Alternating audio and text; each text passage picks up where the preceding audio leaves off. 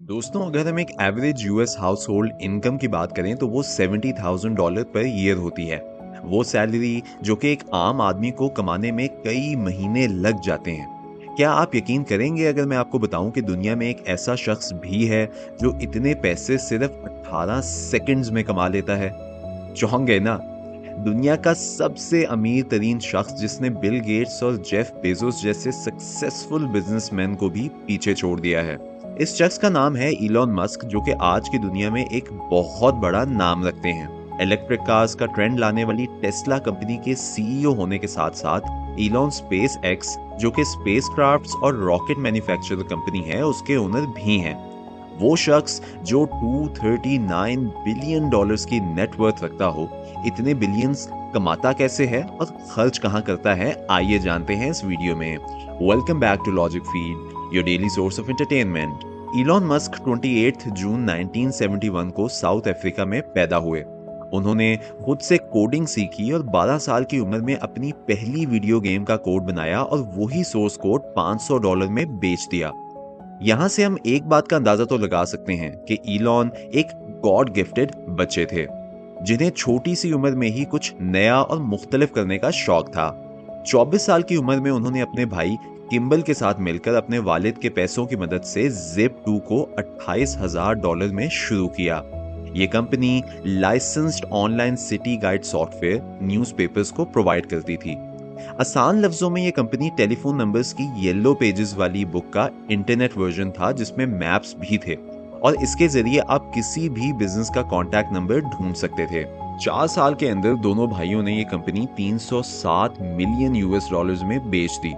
Elon Musk ने अपनी cell के शेयर के जरिए X.com बैंकिंग सर्विस को को फाउंड किया और कुछ अरसे बाद X.com को पेपाल में तब्दील कर दिया गया और इलॉन मस्क इसके मेजॉरिटी शेयर रखते थे। 2002 में पेपाल को ईबे ने खरीद लिया और इस सेल के जरिए मस्क $180 मिलियन कमा गए। इन्हीं पैसों की बदौलत इलॉन ने स्पेस एक्स को दरियाफ्त किया। ये कंपनी आज 150 बिलियन की वैल्यू रखती है। मगर वो कंपनी जिसके लिए इलॉन सबसे ज्यादा जाने जाते हैं वो है टेस्ला। ऑटोमेकर और एनर्जी कंपनी टेस्ला की बुनियाद 2003 में रखी गई और 2010 में इसे पब्लिक कर दिया गया। इस कंपनी की बदौलत 2 साल के अंदर इलॉन को $2 बिलियन की नेटवर्थ के साथ अमीर तरीन शख्सियत में से एक मानना शुरू कर दिया गया। ये कंपनी आज $800 बिलियन की वैल्यू रखती है। लिहाजा इस बात में कोई शक नहीं कि टेस्ला की ही वजह से इलॉन मस्क दुनिया के सबसे अमीर तरीन शख्स कहलाते हैं। दोस्तों, आगे बढ़ते हैं और नजर डालते हैं कि $239 बिलियन की नेटवर्थ रखने वाला शख्स इन बेशुमार पैसों को स्पेंड कैसे करता है। जाहिर है कि वो शख्स जो सालाना $2,400 मिलियन कमा लेता है, उसके लिए इस दुनिया में कुछ भी खरीदना नामुमकिन नहीं, और उनके लग्जरियस मेंशन इस बात का बहुत बड़ा सबूत है।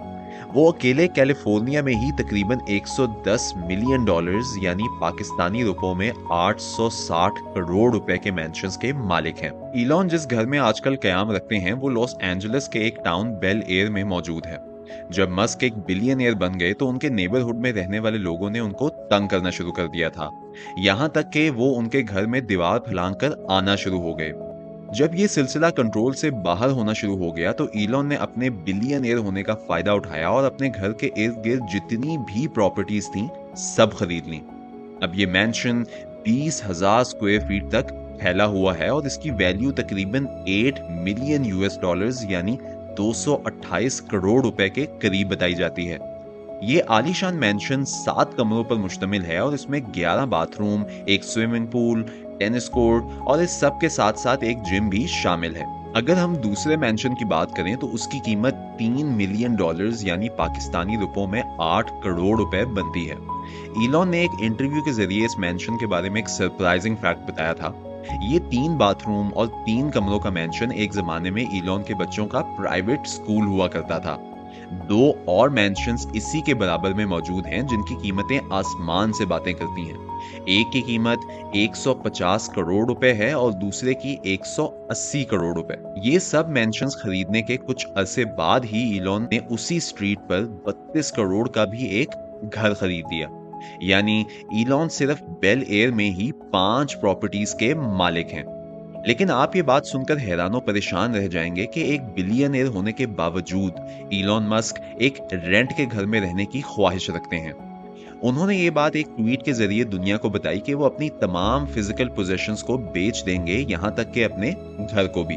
इलॉन ने सैन फ्रांसिस्को में एक 100 साल पुराना मैंशन भी खरीद रखा है।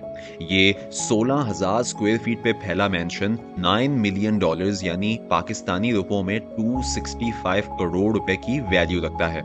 ये मैंशन एंटीक चीजों से फर्निश्ड है। इसमें एक mirrored living room, antique entrance, एक खूबसूरत बरामदा, आलीशान किचन और एक आउटडोर स्विमिंग पूल भी मौजूद है। इन तमाम लेविश मैंशंस के मालिक इलॉन मस्क अब इन प्रॉपर्टीज को बेचना चाहते हैं। अगर आप zillow.com पे जाएं तो इनमें से कई प्रॉपर्टीज आपको उधर फॉर सेल नजर आएंगी। इलॉन ने अपना कैलिफोर्निया में मौजूद एक घर भी 2019 में बेचा था।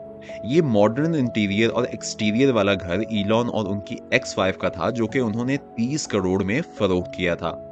आप ये बात सुनकर यकीनन हैरान होंगे कि एक वो शख्स जो ऐसी शानदार प्रॉपर्टीज का मालिक हो, अपनी फैक्ट्रीज के एक सोफे पे सोना ज्यादा पसंद करता है। इस बात के पीछे भी उनकी एक बहुत स्मार्ट लॉजिक है। एक इंटरव्यू में वो बताते हैं कि वो डेली 15 घंटे काम करते हैं, लिहाजा फैक्ट्री में होने वाले काम पर नजर रखने के लिए और टाइम बचाने के लिए उन्हें ऐसे स्टेप्स उठाने पड़ते हैं।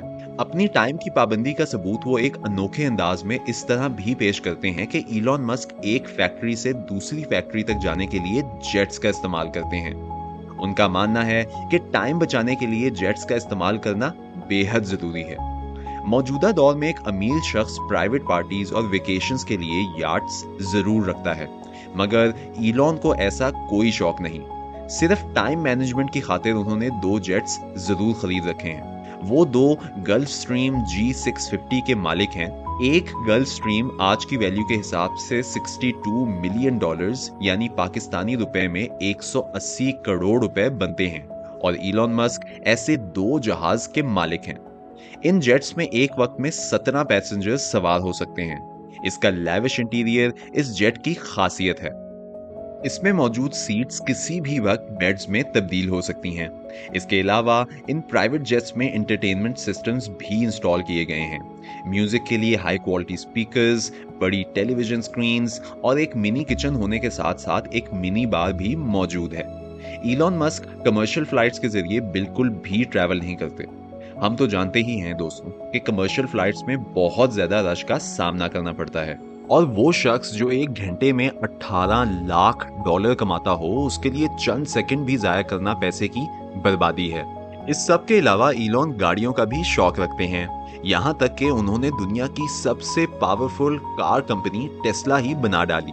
एक ऑटोमोटिव कंपनी के ओनर होने के साथ साथ वो एक बेहतरीन कार कलेक्शन के भी मालिक हैं। इलॉन की कलेक्शन में 1978 BMW 3201, 1997 मैक्लेरन F1, BMW Hammond M5, Tesla roadster, Audi Q7, Porsche 911 turbo, Tesla model S और टेस्ला साइबर ट्रक भी शामिल हैं।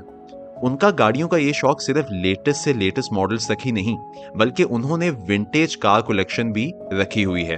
दोस्तों, जेम्स बॉन्ड की गाड़ी का तो आप सबको पता ही होगा। वो गाड़ी जो film the spy who loved me में इस्तेमाल की गई थी, 1976 लोटस एस्प्री, ये भी इलॉन मस्क की मलकियत है। जी हाँ, ये वही गाड़ी है जो फिल्म में एक बटन के जरिए सबमरीन में कन्वर्ट हो गई थी। इलॉन ने इसको भी $1 लाख में खरीद लिया था। लेकिन खरीदने के बाद जब इलॉन को इस बात का इल्म हुआ कि ये गाड़ी फिल्म की तरह असल में सबमरीन में कन्वर्ट नहीं होती, तो उन्होंने ये ठान ली कि वो असल लाइफ में भी ये करके दिखाएंगे। उन्होंने इस गाड़ी को टेस्ला की मैन्युफैक्चरिंग फैक्ट्री में भेजा और उसे एक सबमरीन कन्वर्टेबल की शक्ल दे दी और अपना ये ख्वाब भी पूरा कर लिया।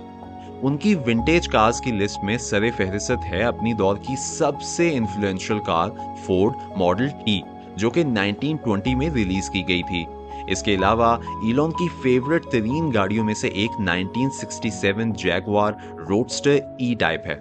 ये गाड़ी खरीदना उनका बचपन का बहुत बड़ा ख्वाब था, जो कि उन्होंने अपनी पहली कमाई से पूरा किया था। ये था आज के वक्त के सबसे अमीर तरीन शख्स का लाइफस्टाइल।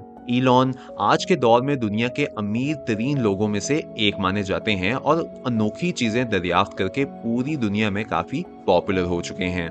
अपनी इस इनोवेटिव सोच के साथ फ्यूचर में वो और क्या दरियाफ्त करते हैं और उससे कितने पैसे कमा लेते हैं, ये तो वक्त ही बताएगा। This is it for today's video. Make sure to like this video and subscribe to our channel for more interesting content like this. Thank you.